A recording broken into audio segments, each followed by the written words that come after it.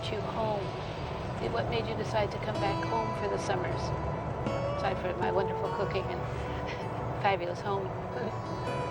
Well, for me, I mean, when I'm, especially for the last couple of years, when I've been just out on the road full-time tattooing all over the United States and Canada, and you're sleeping in strange places all the time, and weird little motels. After several months, I feel like I need some form of grounding. I need like something to remind me sort of where I came from, and sort of makes me remember who I am in a little way, being around family.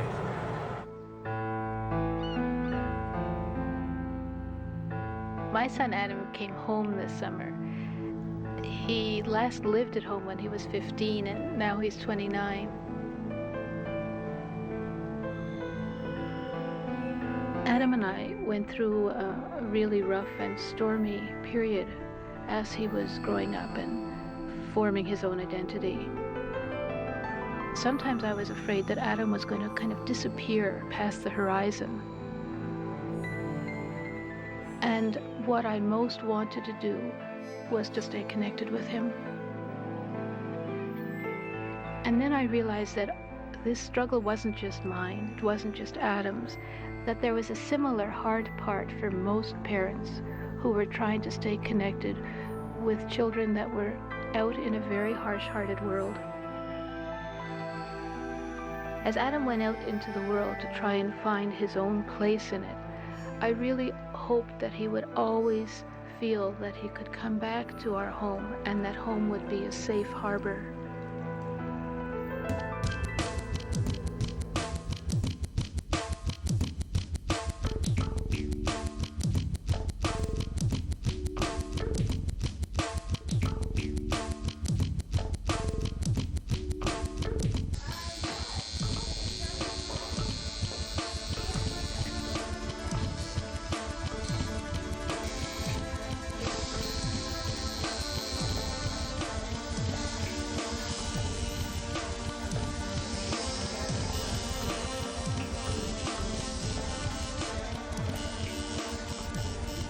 My son became a tattoo artist, and becoming a tattoo artist is just about as far out as most people can imagine.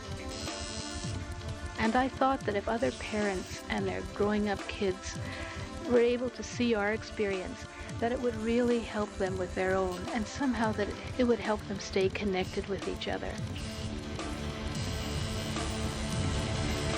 There's kind of a funny story about the first tattoo I remember ever seeing and understanding that it was a tattoo. And I was really young. I was maybe about 8. And I remember seeing these total thugs walking down our street, looked completely out of place. These guys were, they had like tight Levi's on and motorcycle boots and long shaggy hair. And one guy was walking with his shirt off, and he had this snake tattooed, a big cobra all across his chest. And the tail of the snake went down and disappeared below his belt, right? And I looked at it and I was like, yeah, that's a tattoo, cool. And I just kind of got hypnotized by these thugs going by with these tattoos, and I just thought that they were just real bad, and it just planted a seed in my brain. And I remember getting a T-shirt, and it had a big cobra on the chest. I remember that T-shirt. And I'm wearing it in my grade 4 class photo. I remember that. I got the geeky bowl cut, and I got the flesh tone T-shirt with the big cobra on it. And I think I just wore that T-shirt until it just fell apart, and it was an iron-on until the iron-on just eventually fell off the shirt. And anyways, that was it. I was all about tattoos after that, and in kind of conclusion to everything about that story, when I was in Miami, and I've always wanted to do this, and I finally did it. I finally got the cobra tattooed on my chest. You're right. Because I always wanted to get it, because that was like a memorial to the first tattoo that I ever really acknowledged, and that made me want to, pursue it on some level. That's amazing. Subconscious or otherwise, so.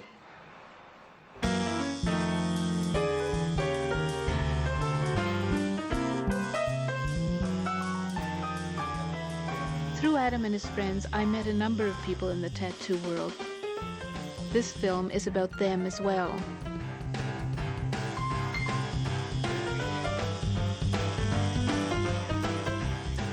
Teresa Johnson owns her own tattoo studio in Gastown in Vancouver.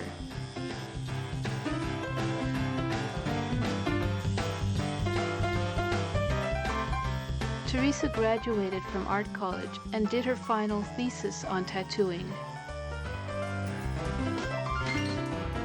She works with Sarius and Andrea, who are tattooists in training. The compass. Yeah. Teresa, you just said something very profound. Oh, yes, I did. Imagine that. Yeah, I was saying that everything in life is a potential tattoo. So what do you mean? Well, I think everything in life leaves a mark. Yeah. Exactly. Yeah. And you know, you can. I mean, it can either leave a scar or it can leave an interesting pattern on your body, and it's up to you to decide how, and what you're going to do with that. Nobody gets through this life unscathed.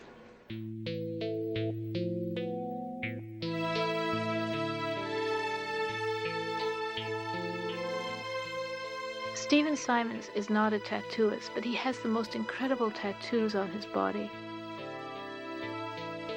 When I first met him, he told me that the calm and spiritual tattoos he had were a way of warding off his childhood fears.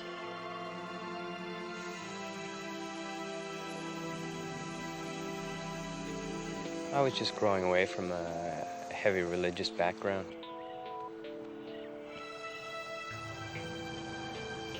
It was always about fear of going to hell. Well, you get tired of being afraid.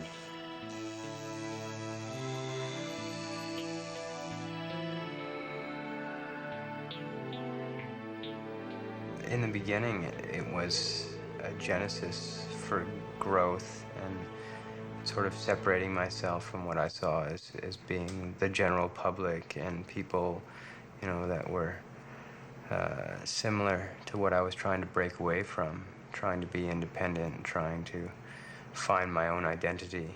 And it creates an opportunity to do something, hopefully, that is all your own.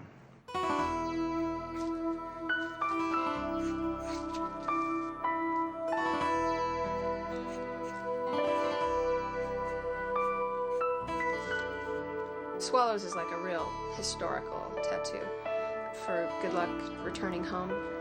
When you have these, I think it's good luck returning to your home port. When Adam first moved to Vancouver, he kind of adopted Cecelia Wingate and her family. Now Cecelia has returned home after spending a long time tattooing on the road. We're psychotic children. Tattooists are not the most stable people in the world. We're a little extreme.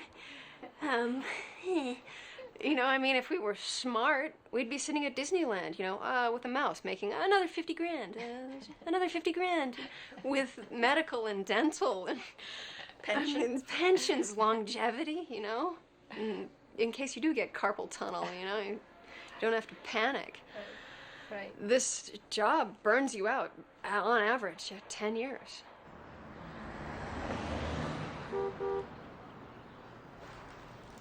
Tell us about your tattoos. They're so different, because here you have a death head, here you have a naked woman. Tell how can we understand you through looking at the tattoos on your body? I never really considered my tattoos as a way of looking into understanding me. You know, I don't even understand some of the tattoos that I have in a way. It's not like an owner's manual to me or anything like that, you know. Please don't read me like a book, because I'm not, you know what I mean. You know, my tattoos, I like my tattoos because I think they look cool, you know. That's the only reason why I have them. There's no philosopher's stone to my tattoos, you know what I mean. It's not a way of reading my personality or my soul or anything. I just like them because they look cool. For instance, like the tattoo that I have of of the devil woman with the martini glass and the dice and the cards. It's a kind of an old, traditional, tried and true image for tattooing in the first place, and my mom has a really hard time dealing with this tattoo because it's got, the naked woman on it, and she's a devil, So she thinks that I'm saying, women are the devil or something, or, look at the evil women or something like that. But by far, it's so far from that. It's all about the sin and corruption that, as a guy, sometimes you gotta face, you know what I mean? Like the evil temptress, yet she's really darn cute.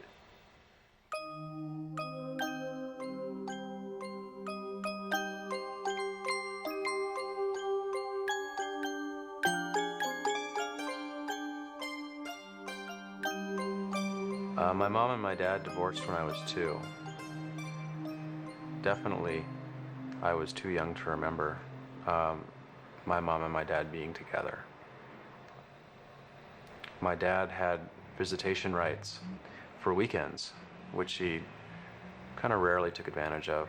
I have very few memories of spending time with him at his house. And the last recollection I have of my dad was going over to his house to meet his new family because he had a newborn with his new wife. So the next contact I had with him after that was I was having some turbulent times with my mom when I was a teenager, when I was about 15, and I couldn't live at home anymore. And so I was exploring my options, and I had the idea that I would try and contact my dad and see if he would take me for a while. I haven't seen him in a long time, and try and build a relationship with him. And so I thought it was a logical alternative. If things weren't working out with my mom, maybe we'll try something. Maybe I can try living with my dad. And then I contacted him, and we just spent an afternoon together, I think, and I explained to him what was happening, and then he told me he'd get back to me on it. And then when he did get back to me on it, he explained to me that there wasn't really any room in his new family for me, pretty much.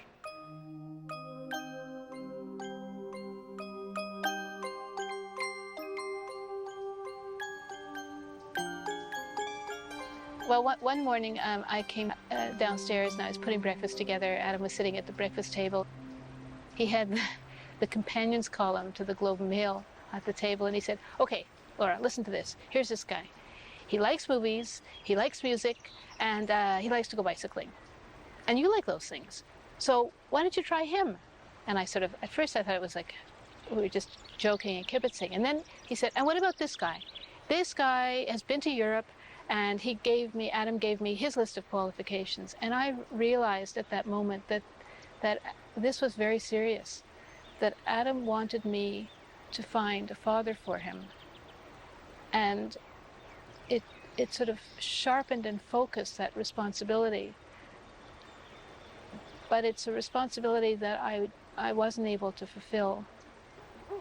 And it meant that Adam experienced loss more than once. And finally, when he went into the most chaotic and painful time of his life, that period was precipitated by the loss of a relationship with a man who Adam really, really adored. And he descended into a dark and terrible period subsequently. And I think that at one point she thought I was, suicidal. I wasn't. I was never suicidal.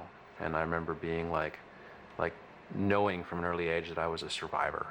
As Adam went through this very difficult period, his whole demeanor changed. He went from being a tender young boy, very affectionate, very thoughtful. He became the embodiment of belligerence and aggression. There were some badass kids I was hanging out with, and we were hanging out in badass places and stuff. right? But I felt that I kind of had things under control, and so, you know, as the reins got, or as the leash got shorter and shorter, you know, the more I wanted just to break away from it, and it just sort of escalated, kind of out of control, for a little while there. It was a very painful search. It was a very volatile search for his identity as a man. And sometimes I felt that he took on all the worst aspects of his imagination about maleness. He took on for me, what was a very threatening presence. Well, I just wanted to define my own image. I wanted to be independent, and I wanted to figure out who I was. And just the image that I could identify with was the punk rock music, the motorcycle jackets, the boots. You know, this was just like, I saw these are the cool kids I saw were wearing these clothes, you know, and these are the people that I wanted to be with. I love the music, I love the politics, I love the nihilism, the sort of the anarchist philosophies. There was, on one hand, there was a vacuum. He had no role models, nobody to say, this is what men can be like. And at the same time, there was no man to say, stop, absolutely not. That kind of violence is unacceptable. It's not okay to be this way. So he had no male model, and he had no male limits. By virtue of the fact that I was his mom, by the virtue of the fact that I was a woman, that all of these realities disqualified me in his mind to be able to help him through that hard time. My mom made the decision that she couldn't handle me anymore. She decided that I was completely out of her control. And so she decided to put me in a group home for troubled kids.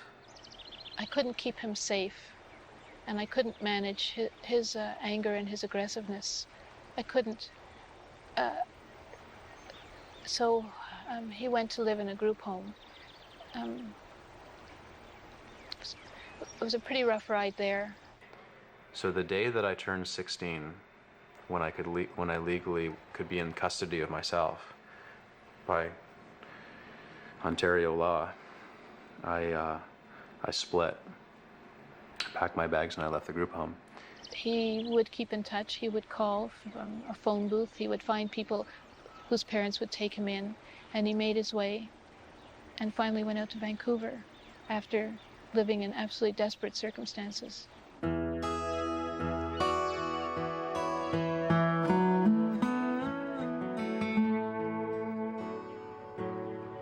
Vancouver's like the furthest point from Toronto that I can get, you know, and so I went out there, and it was great, you know. It was an amazing opportunity to start a new life.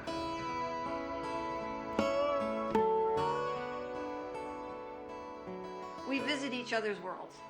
Yeah, and we learn a lot from the cross-fertilization between our different worlds. Everybody asks me this question. Let me ask it for you. Is there a tattoo in your future? For me? Yeah. Probably not. Yeah.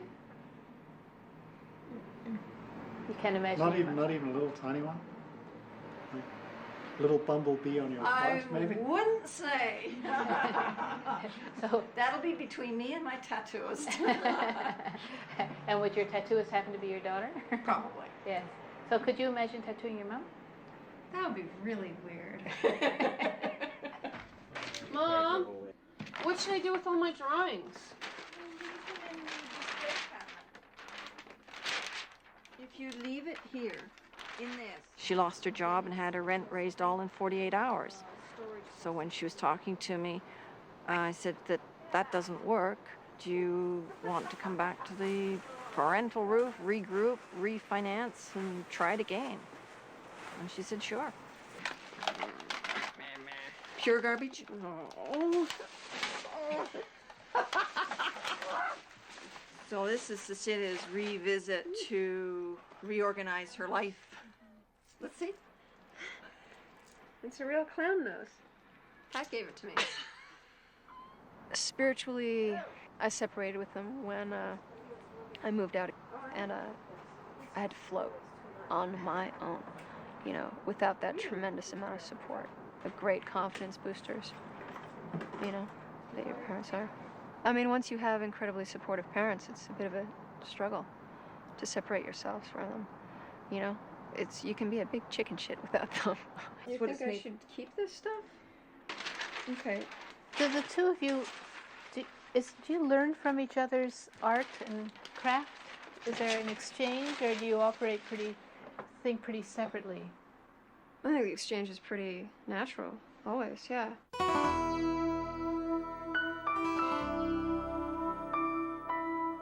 I'm doing a master's in crewel embroidery.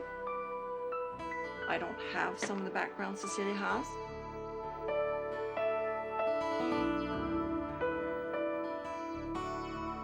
So I want basic designs from Cecelia. So she can do the drawing. I will look at them from a point of doing the embroidery. Now you work in the banking world, and Cecelia works in the tattooing world. Is there anything those two worlds have in common? Both are a way of earning an income. One is very conservative and one isn't.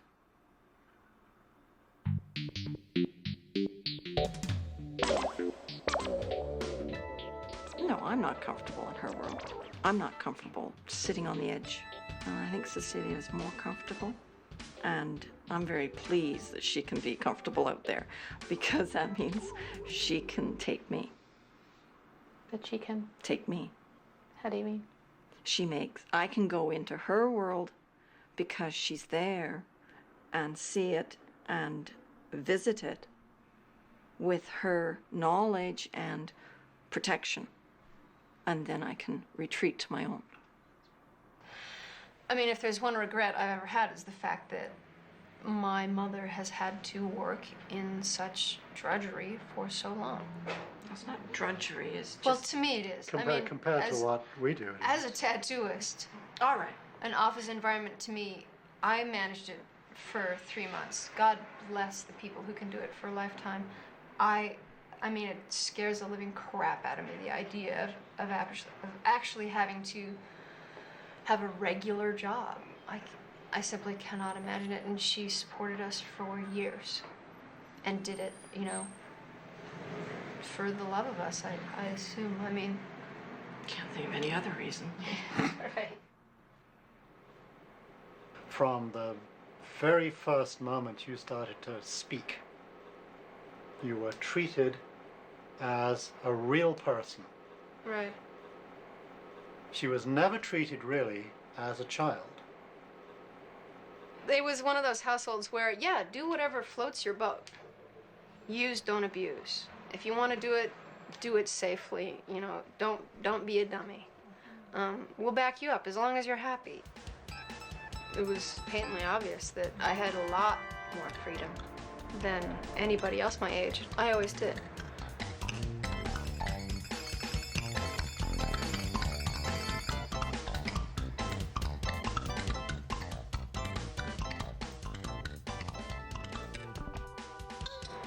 Did you have a period where you rebelled in relation to your parents?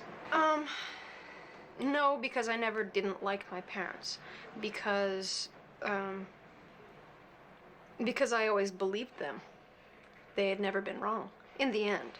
But did you ever want them to say, Cecelia, do this? Did you ever want that kind of clarity, that kind of direction? I think she's much too much my daughter to have ever wanted that. No. Do you think your father's eccentric? Why no? What would make you say that? Francis, do you think you're eccentric? Yeah, I'm stark raving It's mad. completely out of this tree. I'm completely maniac. It's nuts. Ow, why do you do that to yourself? Gee, that must have hurt. Poor babe. Aww. Now she's all freaked out. Aww. I just want to go home. Can she go home now? Well, the first thing is I hope that, like myself, Cecelia would never grow up. I strongly recommend not growing up if one can possibly avoid it. Grown-ups lose their sense of humor, they lose their ability to pay, they become sedentary, overweight, debilitated, they become weighted down by responsibility. I don't want to be grown up, and I strongly recommend to avoid anyone to avoid it if they possibly can. Some people have it thrust upon them, and that's not funny. It's not a joke, and I feel for them. I've tried it and had to deal with it sometimes, and I don't like it. But I was hoping that Cecelia would do something that she had a passion for. That was over and over again when she was when she was at school, and scratching her head and looking at her options. I was going, well, follow your passion, follow your passion. And her passion has always been art, graphic art. She knew from very early times that she wanted to do something that involved drawing for her living. She's always known that for a long time. And she just simply experimented, and then she hit tattooing.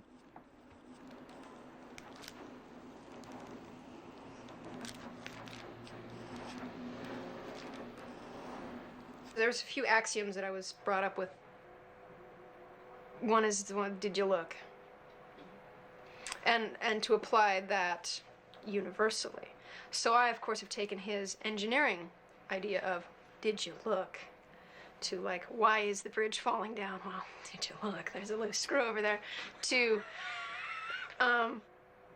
my spiritual life, my personality, my work life. Like, did you look? Did you observe? And that's probably a direct reason why I'm an artist, because I was raised in a household where that was the be-all and end-all. Did you open your eyes? Did you pay attention? Did you really look? Do I have talent? Do I have talent? I have a little bit of talent. Not much.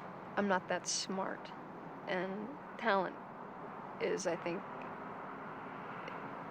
your intelligence, practice. There are more talented people out there, for sure, than me. You know, But do you like I've met them. do you like the way you do what you do? Rarely. You're a harsh judge. That's actually a, bona fide stolen idea.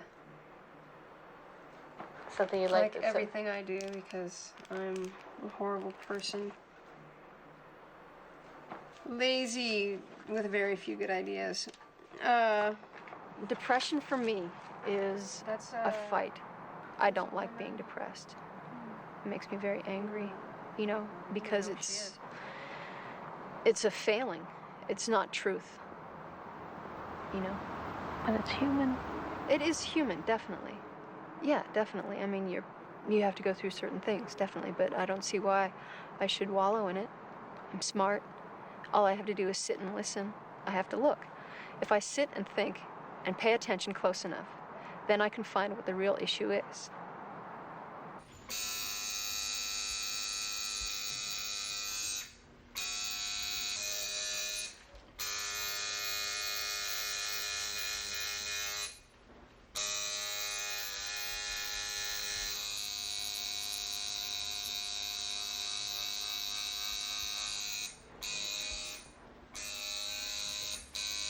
I was adopted before birth. Basically, the adoption was arranged. Adopted into a very large family. My biological mother, which I didn't find out until years later, was a teen mother and not in a solid relationship, and made the choice to give me up for adoption. My name is Sandra Webster, and I'm Stephen's biological mother. Yes, I am Sheila Simons, and I am Stephen's adoptive mother. Right. And how old was Stephen when you first began taking care of him? He was 10 days old. A little guy. Yeah. And Sandra, what were the conditions that caused you to decide that you needed to have Stephen adopted? Well, I wanted to make sure that he had a quality of life that I didn't feel at that time. I was 18 years old. I didn't feel that I could provide that for him. And I also, I wanted him to have every chance, an opportunity and to have a better life, I thought, at the time. Mm-hmm. Mm-hmm. My adopted father died when I was 5. So I was basically raised by a gaggle of women. My mother remarried when I was 11 and my stepfather was a minister. Religion to me was represented, it was Christianity, and it was represented as something to be feared.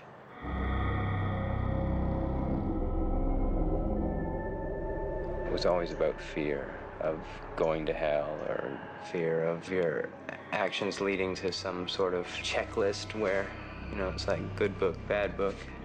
You know, how many times can you get away with being in the bad book before it's too late, before your soul is whisked off to purgatory? It's very real for a younger child, anyway. There was a lot of effect on my social skills and the way I conducted myself, especially when it came to, you know, in my early teens being sexual. That had a big bearing on my sexuality. So, Stephen, was part of your rebelliousness aimed at this stepfather, do you think? Yes, some of it, I think that's... She's asking me. Trying to get a question pointed at me. Isn't I'm he very wonderful? protective of this whole scenario with him. The usual teen type things, you know, that sort of thing in regards to the piercing and so on. It's like, he definitely put a taint on my concept of religion. He was a minister, and he was, you know, just a bad person all around. He was living a lie. He had a woman problem.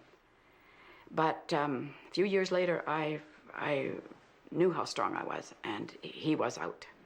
Oh, I mean, it was a difficult scenario for her to work through, being a single mother of 6 children. I can't even imagine. I have an immense respect. How did all of you get connected with each other? Well, I registered with the adoption registry when Stephen was 18. And then he didn't register until he was 24. But when Stephen told me one day that the community services had phoned him, I said, Stephen, my corrector, please get in touch with them. Your mother's looking for you. And he said, oh, well, you did, Stephen. And, he said, Yeah, we have. oh, we have. Well, anyway, that's what I had felt, that I said, please, because she must be just, you know, her heart must be just waiting every time the phone rings or seeing the mail that you have made contact. And then I wanted her, when she saw him, that he would appear in a 3-piece suit and a briefcase or a doctor bag or something. Now, you didn't get a son with a 3-piece suit and a doctor's bag. What was Stephen doing at that time? The first time that I met Stephen, he was fairly heavily pierced. He had more piercings. And, but at the time, that didn't matter to me at all. And I felt that obviously that his mother had done a very good job in raising him, no matter how he looked. As long as I found him again, that was the most important thing, and has been since the day that I signed the papers for his adoption. Well, you see, there's where I picked up the torch there for you. Yes. How do you mean? It's okay.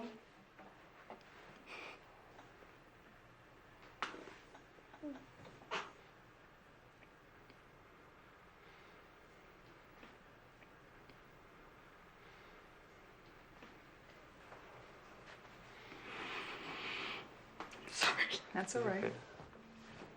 But it comes back to that responsibility again. Yeah. And I just didn't want her to be disappointed that I failed. Sorry, Steve. And, But I don't feel that Sheila did fail. I think that he's wonderful, the way he is. So, I mean, you know, I don't think that I think that it was so difficult for her. And I feel really sorry that she feels the way she does, because I think that it would be nice if she could let go of that a little bit. So, Stephen, how do you feel now, looking back, about sort of father presence or male presence in your life? It was non-existent. And there was no positive male role models at all. And I guess in my social life, I tried to fill in the gaps very poorly.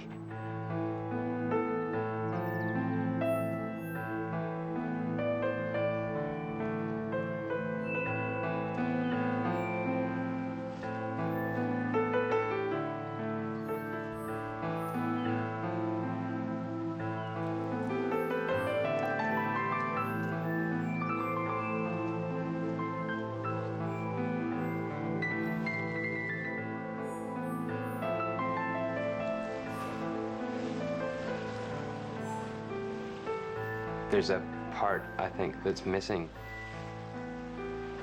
I lack a certain masculinity, I suppose, is what it boils right down to.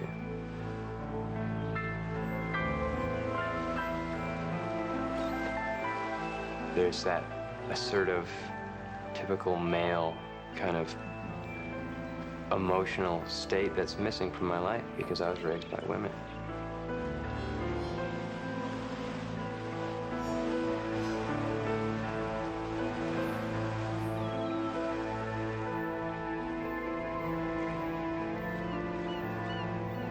All these male influence in his life had died, you know.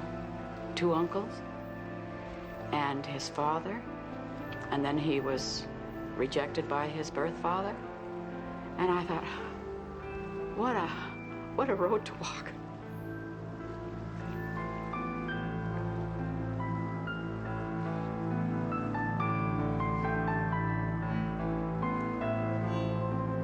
It would be nice if it would work out between Stephen and his biological father.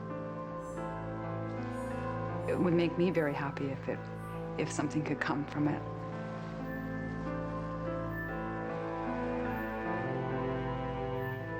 But we don't really know if that's ever going to happen.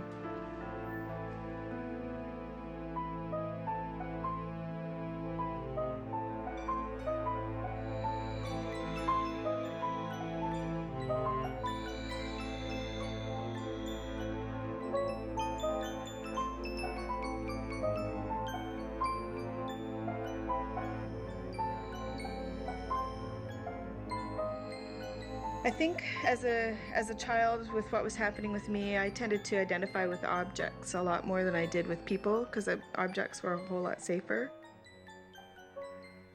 And even now, if you look around my apartment, there's like tons of stuff, and I still have this attachment to things.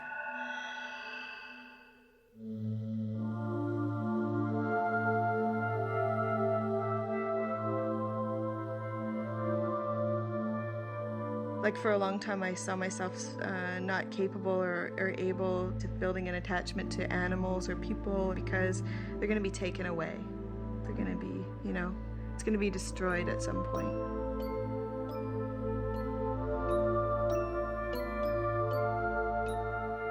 My arm is basically, it's about my childhood.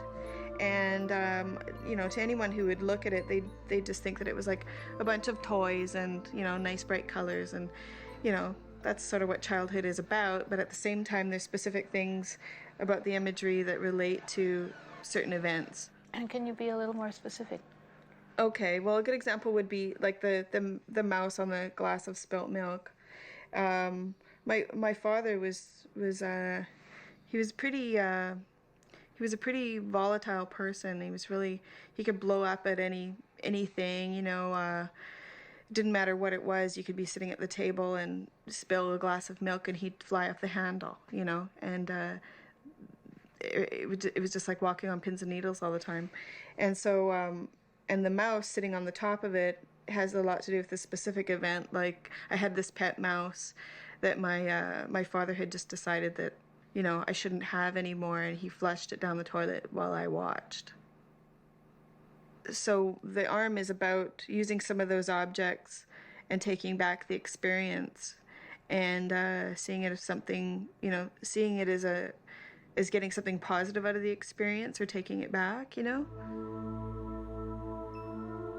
I think that as a child, various family members and possibly even neighbors knew what was going on, and there were different times when people had asked me, like they'd say, what happened to your face or whatever, and I would make an attempt to say something, but sometimes another family member would be there, and I would be silenced, or else I would tell a family member, and a promise would be made that there'd be something done about it, but it never was. It was sort of like just sort of ironed over, and like if you don't address the problem, then a problem doesn't exist, right? And especially when you're a child, I mean, you don't feel like you have a whole lot of power in a situation like that. So you just kind of keep hoping, and each time you get your hopes up a little higher, and then they kind of get, run over a little more, and then, my life at home basically was spent waiting for the day that I could leave.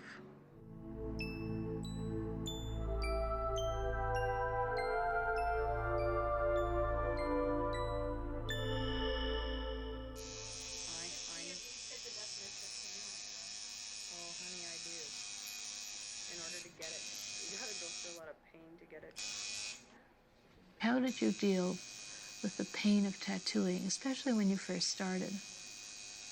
Well, I think the tendency was more to block the pain, and so I'd go for hours and hours getting tattooed, and I think that has a lot to do with, years of learning how to just, block feelings and block pain, and but it was also blocking happy feelings and stuff too. So over the last probably year, it's been harder for me to get tattooed.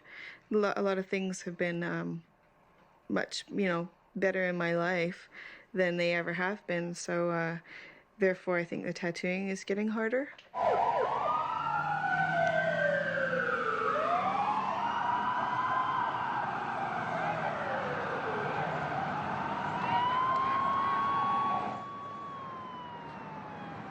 This is Strathcona, which is Canada's poorest neighborhood.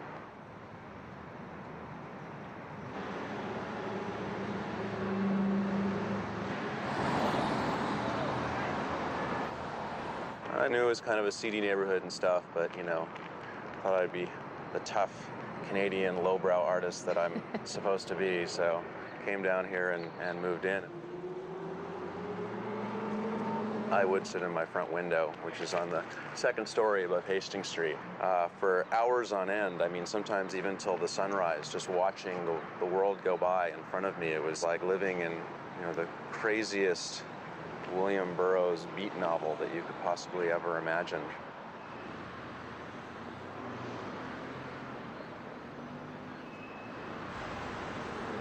It was scary, and what you want to do is you want to detach yourself from it. You want to say, I'm just an observer.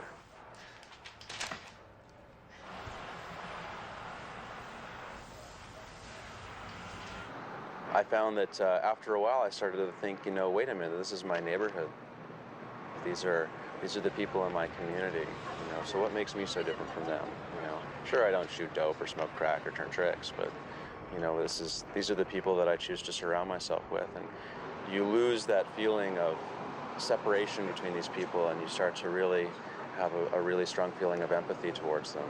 And then when I started seeing my friends and stuff down here, started seeing people I recognized coming down to cop drugs in front of my house, and I started to realize, just how in touch I actually am with these people. So I couldn't, I had to leave after a while just to.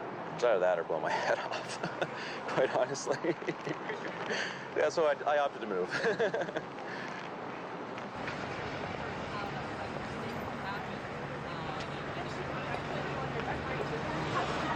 How did you support yourself? Well, like a lot of young kids in Canada, you start off on the dole. I worked as a bicycle courier. I worked as a motorcycle courier. Young person's jobs. So the only thing that changed me from that was supporting myself with my tattooing, which took a long time to do, but I did it. Once Adams settled down in Vancouver, I began to visit him on a regular basis. And during one of these visits, we came to a vintage clothing store. There, Adam met a friend, and the friend got really excited. Oh, Adam, I'm so glad to see you. I really want to get a tattoo. I hear your tattoos are fabulous. and Adam's friend wanted to see them. And Adam barely looked at me. Both of us, I think, knew that something was about to change between us. He took off his jacket, and he was wearing a short-sleeved T-shirt, and I saw that Adam's arms were full of tattoos. And all of a sudden, I just got it. What I got was that his body belonged to him. That it's true, I had given birth to Adam. And when he was an infant, through his childhood, I cared for his body. But this was a very clear moment for me that he now owned himself.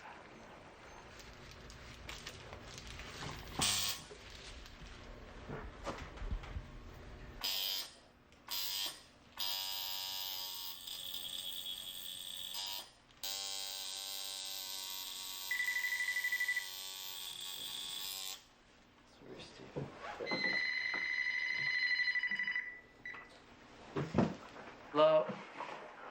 How are you, Emma? Not too much, working on Steven. Oh God, he's a tough guy, I'm not joking. It's very difficult for me to settle myself on imagery, because it is so permanent. Dragons are a very powerful figure, and they represent, to me, issues of strength.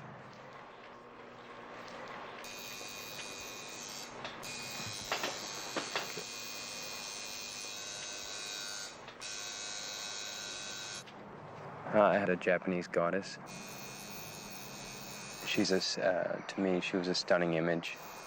And I made several jokes with the gentleman who was doing the tattoo, and that I was getting, that I finally found unconditional love. That she's there, she has nothing to say either way. However I conduct myself, she's always there with me. Yeah, that's good. That's nice for 2 days' work. That's good.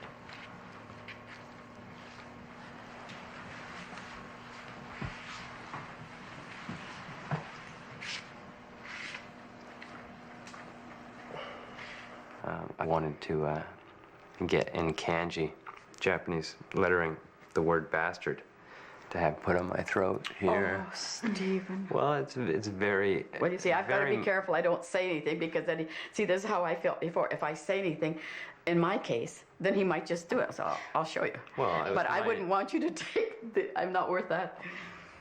It's my intention to, at any rate, I wouldn't decide on it based on your reaction. I know, but you see, that was how I felt. Mm-hmm. But Stephen, that's not a true thing to put on your throat. It's very real for me. It's like, and it's a literal translation of a fatherless child.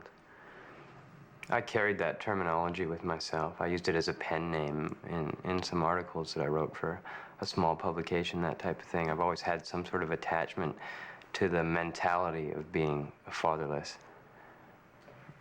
But being fatherless doesn't mean you're a bastard.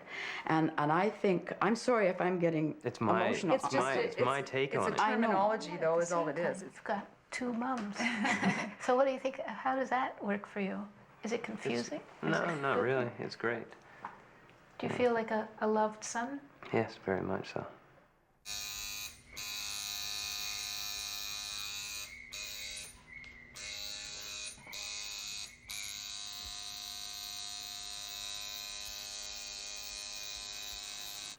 What about the piercings? Because Stephen was heavily pierced for a while. Well, I worked at McDonald's. I was a hostess. And I saw him come in with these things here and here and here, I believe. And they came in the back to get me, and there's somebody out there. They said they know you.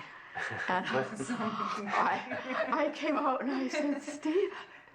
So I took him to to one of these where it was quiet to talk to him, and then I insisted that I get him some hot chocolate, and he says, no, I can't, and he showed me his tongue. And I just didn't know which way to look. He told me later that he'd come all that way out there, and then I wasn't appreciative of that. But it was the pain that he must endured for that, and I couldn't see the value of it. How could he be happy like that? You know, how could he be happy doing this?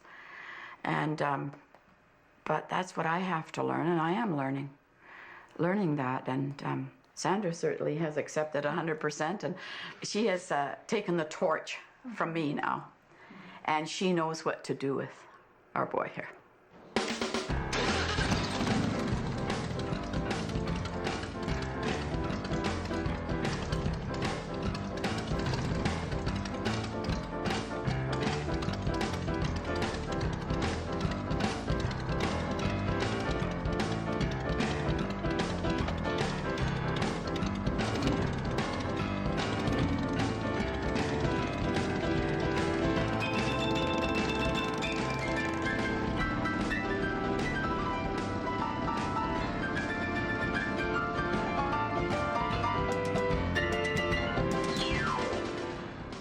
Okay, so now this is a question I love to ask couples. How did you guys meet?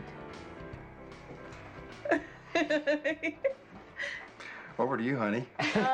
Well, Jay's a bus driver, so he was driving my bus. And then I would conveniently take the bus at the same time every day home.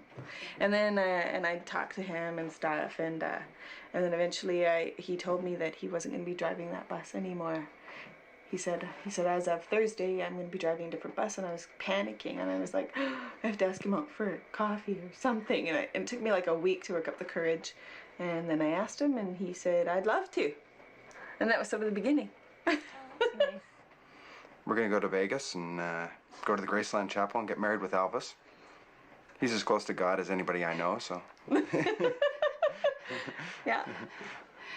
And we're riding down on the Harley. Yeah. Yeah. Tie a few tin cans to the back. And... We'll see how our butts feel by the time we get there, though.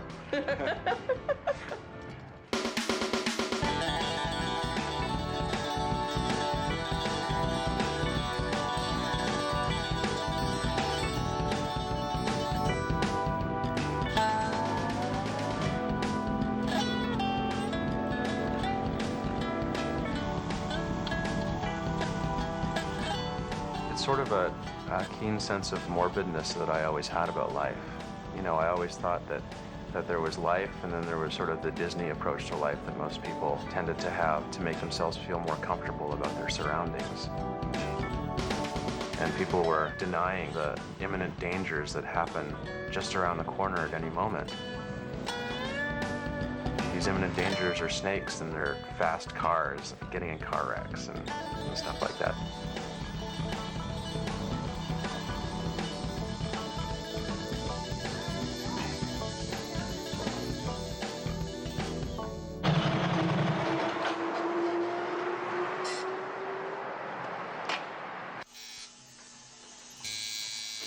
Actually, tattooing is the least permanent art there is, I think.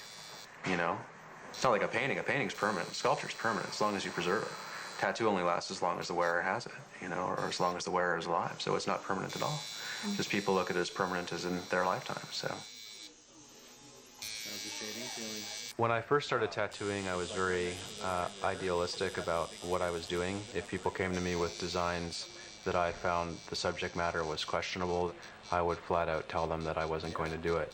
Even people who wanted racist slogans on them or racist images on them, I felt that I'm not tattooing that swastika on you or that KKK on you because, you know, that, well, I'm Jewish, you know?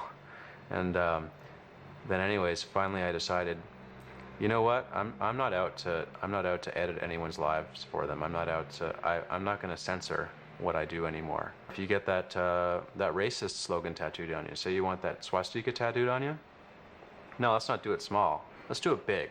Let's do it big so we can see it from across the street. So everyone is going to know who that asshole is coming from down the road.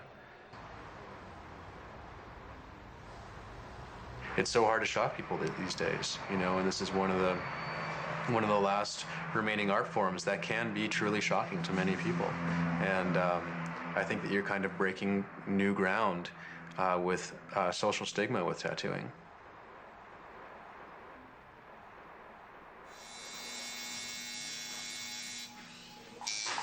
Woo, that's a bright yellow. Oh my goodness. That's the yellow I do like, canary yellow. In this day and age where everything is kind of real temporary, marriages are temporary, you can always get a divorce. You buy a TV, well, you can always get a bigger one later. You buy a computer, well, it's going to be obsolete in 2 years, so we'll just get another one. It's a throwaway society in a way. And with tattooing, it's with the person for their entire life. It's a decision that you make that you will be obligated to stick to your entire life. And a lot of people are really uncomfortable just with that notion. And I think that is what makes it taboo in society, is that it's a permanent decision that's going to mark what you were thinking at the time for the rest of your life. Now we're done.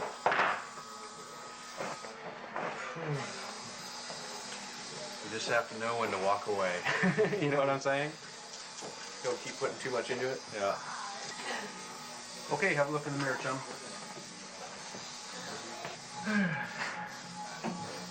Hot towel me. All right. Ow, ow, ow, ow. I can't put this on you. It's too hot. Honestly, I have a hard time hurting people. When I know that what I'm doing is quite painful for some people. And seeing the emotional reactions that people have from the pain, you know, it's difficult for me sometimes to deal with it. Sorry. That's okay. But you have to be able to separate yourself from the realization that you are hurting people. It's a productive pain, you know, they will be satisfied with your work, but you have to go through the pain to get there. When you're a tattooer, you're definitely, you know, one part psychologist when you're doing it, you know. I always like to say that you're one part psychologist, one part like medico of some degree, and one part carny. I can't stand it anymore. You can.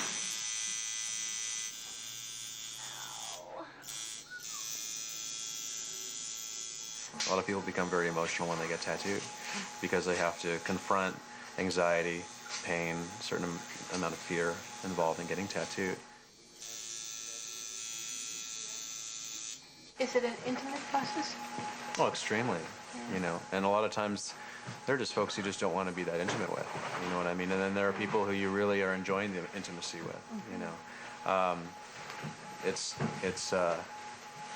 sort of like non-sexual prostitution in a way, you know what I mean? You just have to, you have to be so close and personal with so many people during a day. And yeah, I think because you're dealing directly with people 24/7, you're touching people, you're talking to people, that it's inevitable that you will have burnout because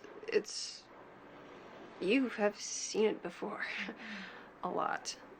Do you get a bit jaded or cynical or? Well, I was fortunate in the fact that I had somebody who was really, really jaded and cynical warn me. And he said straight up, I said, Theo, I want to be a tattooist. And he said, oh, God, no, you don't. No, I'm not even going to talk to you about this. Call me again. No. Was he right? Yeah. Oh, yeah. Right. Oh, yeah. I mean, right to a degree that's baffling, that I've really only experienced in the last year. Yeah. You wind up having your own communication fantasy world, I suppose. You know, you have to deal with the public, so you have to kind of put on a public face. So you're always doing this, you know, oh, hi, how are you doing? You know, oh, there's that dumb question again. Oh, I'll answer it again. Does it hurt? What do you think, you moron? You know? Why are you asking that? Do you want me to say, no, for you today, tattooing doesn't hurt? Just the simple repetition of the questions, it just becomes to the point where you're like, you know what? I have said enough. I am no longer the world's #1 tattoo ambassador.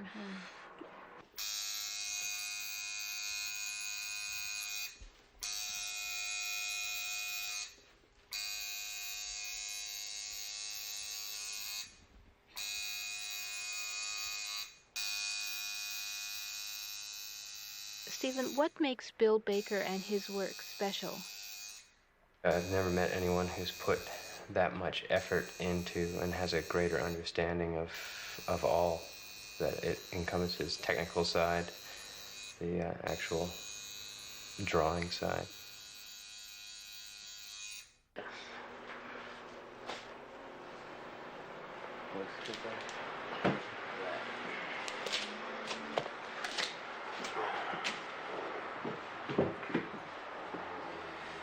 Actually, really, all I want to do is finish that pure cheek that cuts through, that flips through. That one doesn't matter. The green one doesn't matter to me, but the white one, yeah. So that's good. Lots of people think it's art somehow, you know. Do you? No, art to me is Jackson Pollock drunk out of his mind with a 2x4, you know. That ain't tattooing. This isn't art? No, this is craftsmanship. It's really technical. It's just hours of work. It's, you know, putting lines where lines go, putting color where color goes, putting shading where it's supposed to be shaded, you know? Yeah. Spent what, 30 hours on this drawing or something? Easily, yeah. Yeah. I think it took us close to 5 hours to just put it on so that it sat right. Yeah, just to put the stencils in place. Yeah. It stings? Oh, yeah.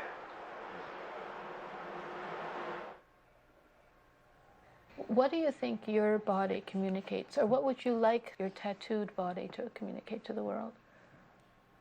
Well, like, first and foremost, I think that it says that this is my body, and I'll do with it what I choose to do with it.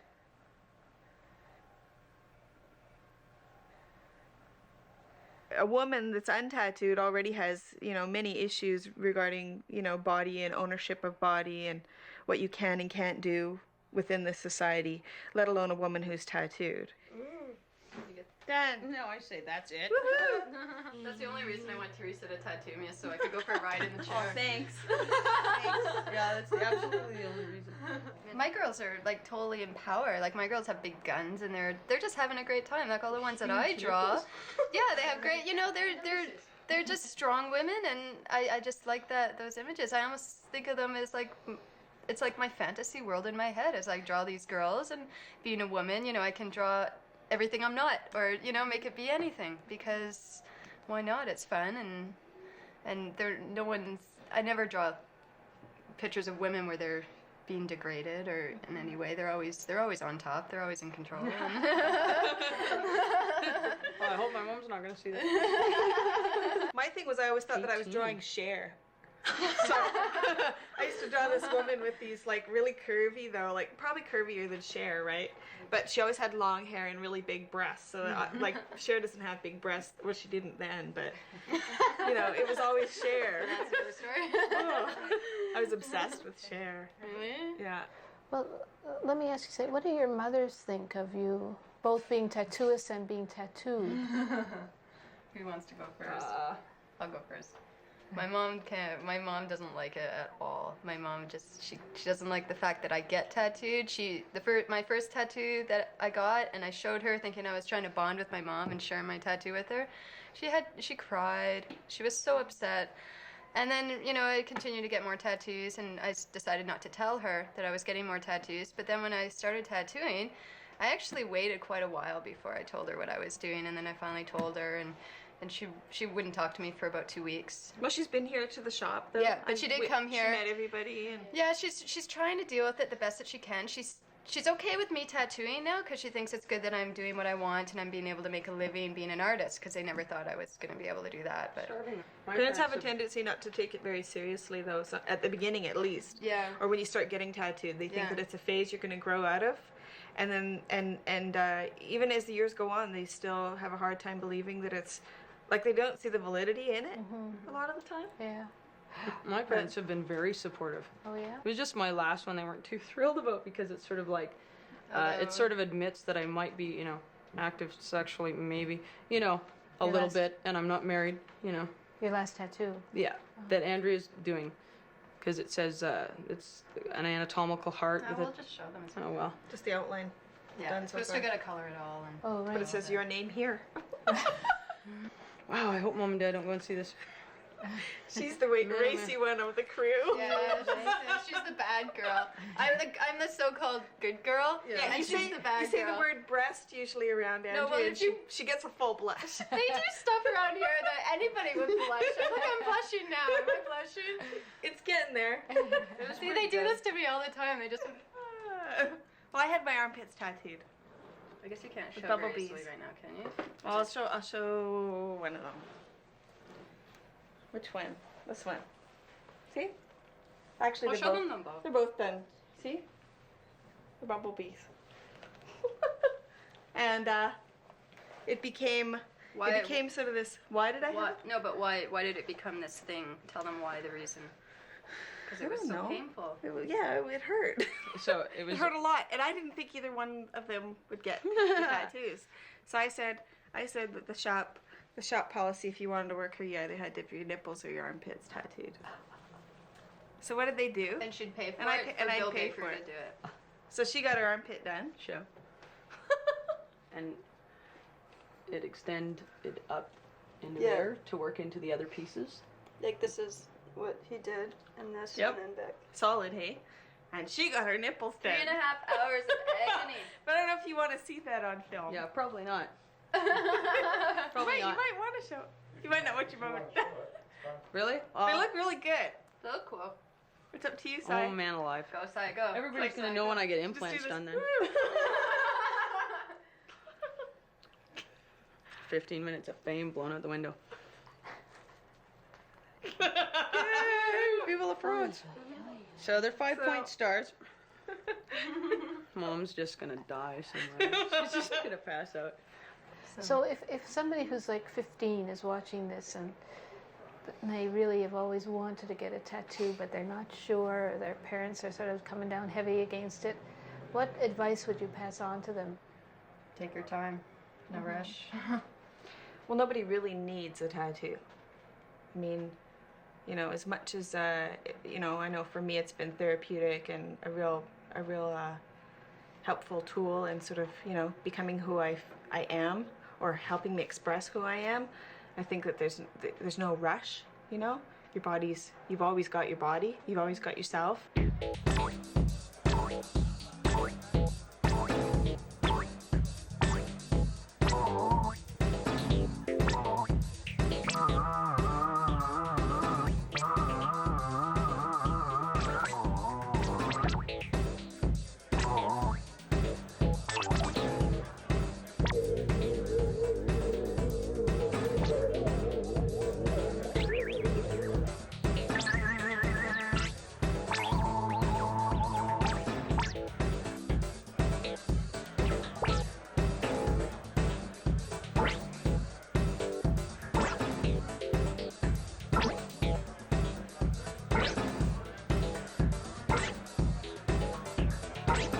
I think your rebellion ends when a bigger rebel comes along and sort of, you know, kicks you in the ass and scares you a bit. And that's sort of what happened for me. I think that the rebellion ends when you realize sort of you've met your match in a way. And I'm not talking like a bigger rebel like a person. I'm talking like a situation or something like that. For me, my rebellion was young and difficult. And it was... you know, I when I rebelled, I left home and I went and I instantaneously submersed myself in, you know, such extreme, sort of dangerous environments of living on the street. And I think that my rebellion might have even just ended there, you know, as like almost the day I left town, or I left home, I should say, because suddenly I was confronted with things that were a lot, you know, more scarier than I could ever be to anybody, you know. And that was the end of the rebellion for me.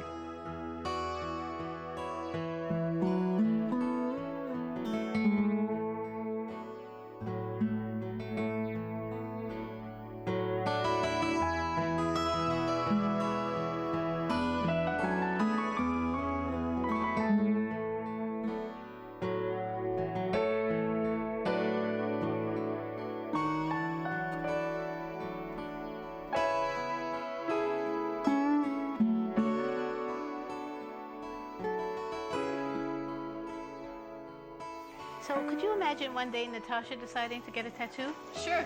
What would you think of that? I would have no problem. I think it would be neat. What you would think, Natasha? I'm sure she'd love it. Just like her mom and dad. Or maybe she'll rebel and not get one. Just because we have one. Hey, you. What do you think about that, hey?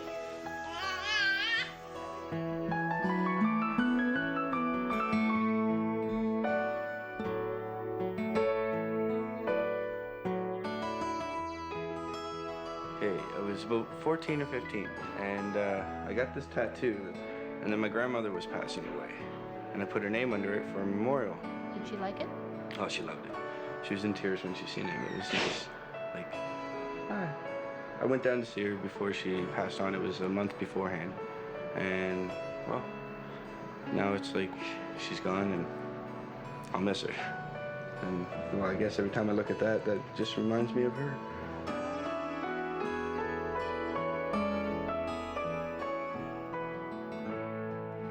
So what do you think, Alana? If you were going to paint a picture on your body that was going to be with you until you grew up, what do you think it would be? Little Mermaid. Pardon? Little Mermaid. Me too, Little Mermaid. Because we love Little Mermaids. Give her so much space on us, you know. Really, you guys almost had me laughing. I was being good. I was just staring. I wasn't looking at the camera. I was like,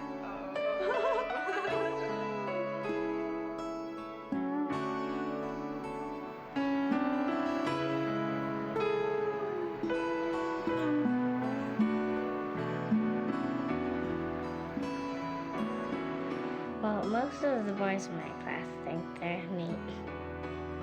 And what do the girls think? Most of the girls don't like them.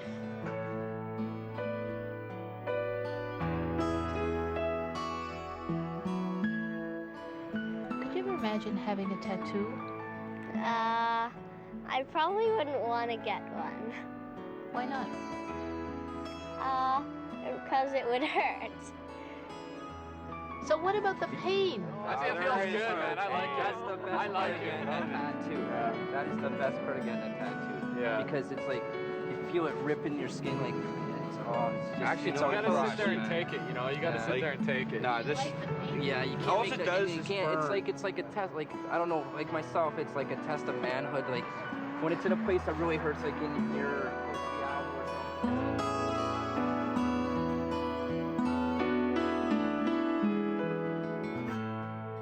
I like to say that if tattoos hurt that bad, I wouldn't have a job because no one would get tattoos, you know. But if tattoos didn't hurt at all, you know, your mom would have one, so.